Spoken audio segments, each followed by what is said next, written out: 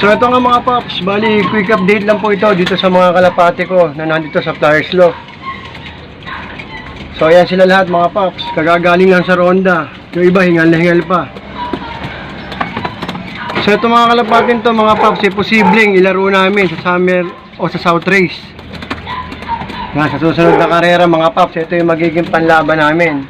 Hopefully wala nang mabawa sa mga to. So kulang pa nga pala to ng tatlo mga paps, yung iba ay nasa baba pa dahil naglulugon. So doon ko muna pinapatapos ng paglulugon yung tatlong kalapate bago ko sila isama rito. So ito mga kalapatin to mga paps, puro palahi na rin namin. O ayan sila mga paps. So yung karamihan dito may mga toss na o may mga bitaw na. Pero yung apat wala pa. So abang-abangan nyo sa susunod na video mga paps yung pagtutos ko sa apat na yon. So hindi natin kasi pwedeng isabay sa mga veteranong kalapate yung apat na bagito.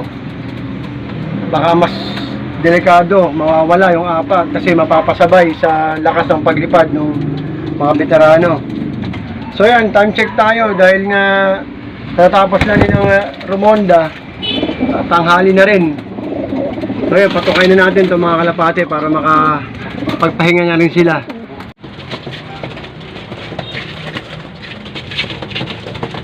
So ito mga paps, pinapakain ko na yung mga flyers ko. So galing nga pala itong mga kalapating to sa ronda kaya gutom na gutom at uhaw. Pero inuuna ko talaga sila sa pagtuka. Hinuhuli ko yung pagbibigay ng tubig para hindi sila mabusog sa tubig. So, para makakain sila ng maayos mga paps, diskarte yun. Mas unahin nyo yung patuka sa tubig. So ito mga kalapating to mga paps, nandito na rin yung mga lahi ng Lolo Basra, ng aming Bekay. Yung kalapating binigay sa amin ni Boss M. Yung kalapating binigay ni Son J. Bay, mga paps, may lahi na rin dito. Pati yung kay Parks dun Skyline, may palahi na rin kami dito mga paps. So masusubukan nga yung lahi ng mga kalapate na to sa susunod na karera. Malamang sa malamang, South Race yun mga paps.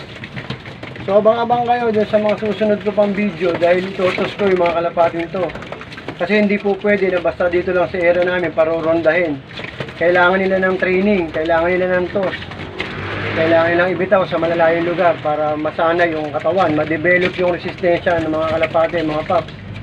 Yun yung mahalaga mga paps sa pag-iibon at lalo na kung kumakarera kayo. Bukod sa healthy yung kalapate nyo, kailangan batak sila sa training para may laban yung mga kalapate nyo kung sakasakali, di ba? So yung mga paps, bigyan na natin ng inumin. Siguro sapat na yun natuka nila para painumin naman natin sila. So yun nga mga paps, bali yung tubig nga pala nila ngayon, hiniluan ko ng probiotics. Ayan, kaya medyo kulay brown. May probiotics po yan, tubig na yan. Mahalaga yan sa mga kalapate, mga paps, para mabuhay yung mga good bacteria sa katawan nila. Ayan. Ito lahat mga paps, yung mga magiging panlaban namin. Abangan nyo kung may matitira ba sa training. May makakaabot ba sa derby. So yun, dito ko natapusin tong video na to mga paps. Maraming salamat po ulit sa lahat ng Team Papsi namin. Sa mga bagong kaibigan na sumusuporta sa Mamsi Papsi Official. Maraming salamat po sa aking mga kalapatids. Happy flying! Good luck sa mga karerang paparating. God bless sa ating lahat.